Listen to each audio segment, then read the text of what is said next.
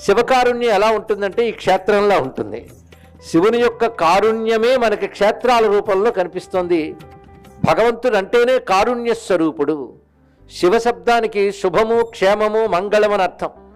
ఆ పేరు పలికితే చాలు శుభము, క్షేమము కలిగిస్తారంటే అది కలిగించాలని ఆయన అనుకుంటే కదా మనకు కలుగుతుంది. మనకు శుభం కలగాలి అని ఆయన అంటే శుభం కలుగుతుంది. అయితే ఆయన అన్నా అనకపోయినా ఆయన ముందు నిలబడితే మనకు శుభం కలుగుతుందండి.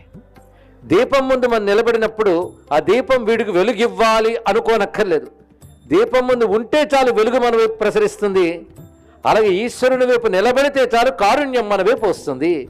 అంటే దీపానికి కాంతి ఇవ్వడం ఎంత సహజ లక్షణమో శివుడికి కరుణ చూపించడం అంత సహజ లక్షణము. అది శివ కారుణ్యము ఈ రెండు పదాల్లా కనబడుతున్న ఒకే పదం మనం తెలుసుకోవాలి. కారుణ్యమే శివుడు, శివుడే కారుణ్యం.